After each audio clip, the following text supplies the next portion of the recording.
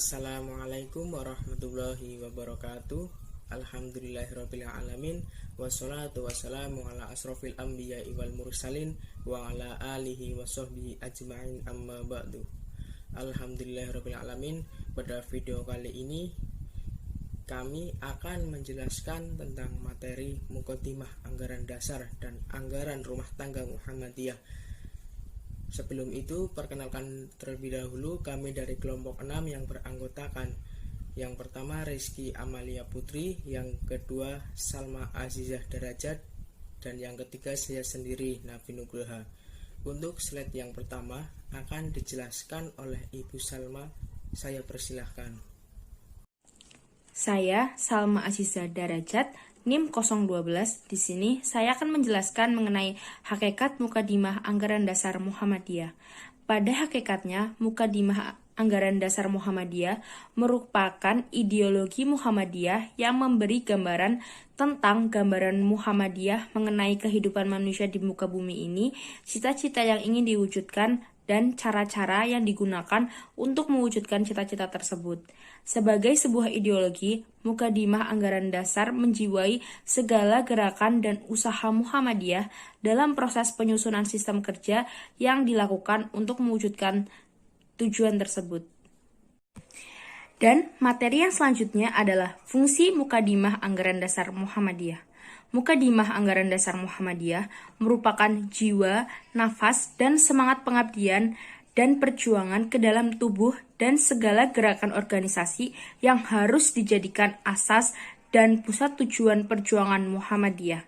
Materi yang selanjutnya akan dijelaskan oleh Bapak Nafi Nugraha, dipersilakan. Selanjutnya saya akan menjelaskan tentang kandungan Muqaddimah Anggaran Muhammadiyah.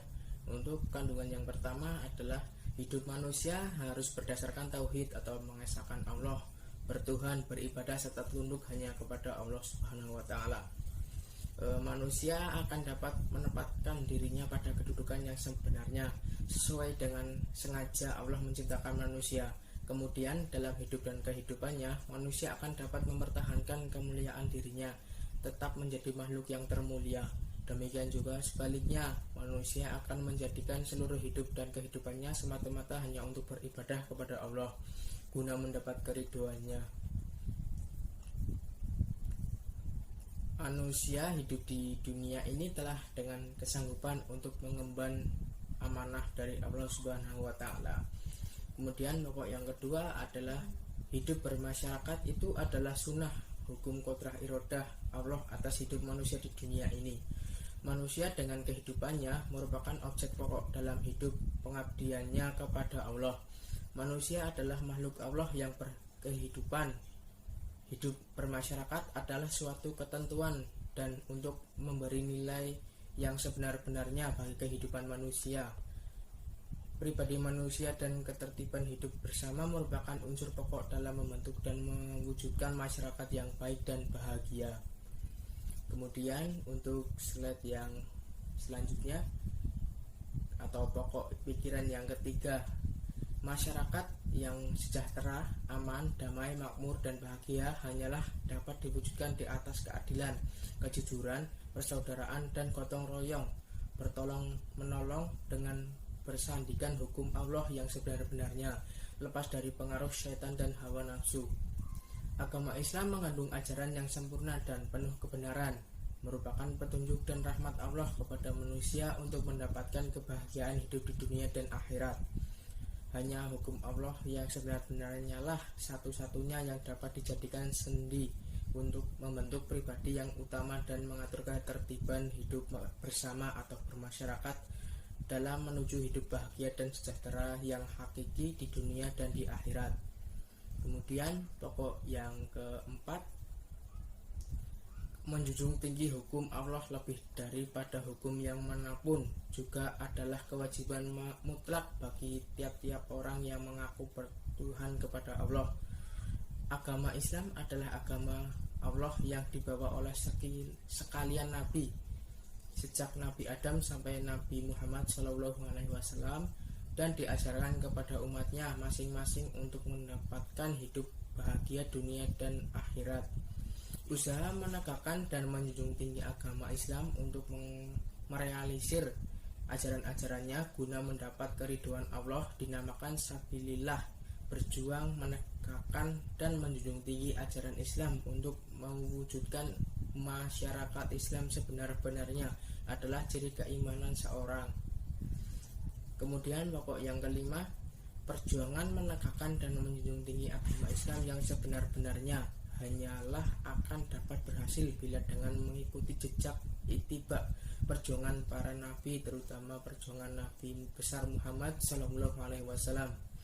Kehidupan para nabi, terutama Rasulullah Sallallahu Alaihi Wasallam, merupakan kehidupan perjuangan dalam menegakkan cita-cita agama yang menjadi contoh bagi pejuang Islam.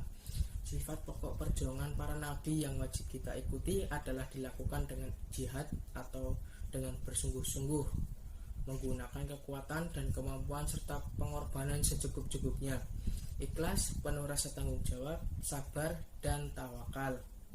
Kemudian pokok yang keenam, pokok pikiran keenam, perjuangan mewujudkan pikiran-pikiran tersebut hanyalah akan dapat dilaksanakan dengan sebaik-baiknya dan berhasil bila dengan cara berorganisasi,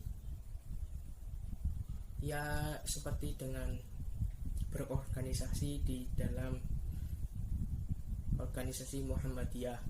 Organisasi adalah satu-satunya alat atau cara perjuangan yang sebaik-baiknya. Organisasi merupakan alat perjuangan alat perjuangan, ya. Organisasi merupakan alat perjuangan hukum berorganisasi di dalam Islam itu kewajiban atau perintah agama. Berdasarkan kaidah umum adalah wajib. Kemudian pokok pikiran ketujuh yang menjadi tujuan dan cita-cita perjuangan Persyarikatan Muhammadiyah secara mutlak ialah terwujudnya masyarakat di mana kesejahteraan, kebahagiaan, dan keutamaan luas merata. Masyarakat yang sederhana, aman, damai, makmur, dan bahagia yang diwujudkan di atas dasar keadilan, kejujuran, persaudaraan, dan gotong royong dan tolong-menolong dengan bersandikan hukum Allah yang sebenar-benarnya, lepas dari pengaruh setan dan hawa nafsu. Pembahasan yang selanjutnya yaitu identitas dan asas Muhammadiyah. Identitas Muhammadiyah sendiri adalah ciri-ciri atau sifat-sifat khusus yang dimiliki dan melekat pada Muhammadiyah yang menunjukkan keunikan Muhammadiyah. Sedangkan asas Muhammadiyah adalah Islam. Maksudnya adalah asas ideologi persyarikatan Muhammadiyah adalah Islam. Dengan demikian, identitas dan asas Muhammadiyah adalah gerakan Islam, dakwah amar ma'ruf nahi mungkar yang bersumber pada Al-Quran dan As-Sunnah. Kelahiran Muhammadiyah tidak lain karena diilhami, dimotivasi, dan disemangati oleh ajaran-ajaran Al-Quran. Dan apa yang digerakkan oleh Muhammadiyah tidak ada motif lain kecuali semata-mata untuk merealisasikan prinsip-prinsip ajaran Islam dalam kehidupan yang real dan konkret. Demikianlah gerakan Muhammadiyah hendak berusaha untuk menampilkan wajah Islam dan wujud yang real, konkret, dan nyata yang dapat dihayati, dirasakan, dan dinikmati oleh umat sebagai rahmatan lil alamin. Oleh alasan tersebut, Muhammadiyah disebut sebagai gerakan Islam.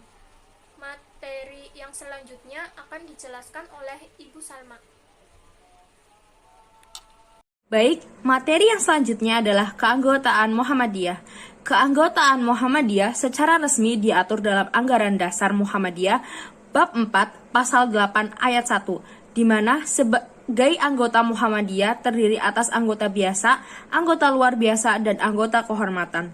Anggota biasa harus memenuhi persyaratan sebagai berikut: warga negara Indonesia beragama Islam, laki-laki atau perempuan berumur 17 atau sudah menikah, menyetujui maksud dan tujuan Muhammadiyah, berisi mendukung dan melaksanakan usaha-usaha Muhammadiyah, mendaftarkan diri dan membayar uang pangkal. Yang kedua adalah anggota luar biasa. Anggota luar biasa adalah seseorang bukan warga Indonesia beragama Islam, setuju dengan maksud dan tujuan Muhammadiyah, serta bersedia mendukung amal usahanya. Yang ketiga adalah anggota kehormatan. Anggota kehormatan adalah seseorang yang beragama Islam, berjasa terhadap Muhammadiyah, memiliki kewibawaan, memiliki keahlian, dan bersedia membantu Muhammadiyah. Materi yang selanjutnya akan dijelaskan oleh Ibu Rizky Amalia. Untuk Ibu Rizky Amalia, dipersilakan. Selanjutnya ada keorganisasian Muhammadiyah. Susunan dan penetapan organisasi Muhammadiyah diatur dalam AD Muhammadiyah bab 5 pasal 9 yang terdiri atas ranting, cabang, daerah, wilayah, dan pusat. Yang pertama, ranting ialah kesatuan anggota dalam satu tempat atau kawasan yang terdiri atas sekurang-kurangnya 15 orang yang berfungsi melakukan pembinaan dan pemberdayaan anggota. Yang kedua, cabang ialah kesatuan ranting dalam satu tempat yang terdiri atas sekurang-kurangnya 3 ranting. Yang ketiga, daerah ialah kesatuan cabang dalam satu kota atau kabupaten yang terdiri atas sekurang-kurangnya 3 cabang. Yang keempat, wilayah ialah kesatuan daerah dalam satu provinsi yang terdiri atas sekurang-kurangnya 3 daerah. Dan yang terakhir, pusat ialah kesatuan wilayah dalam negara Republik Indonesia. Sekian dan terima kasih.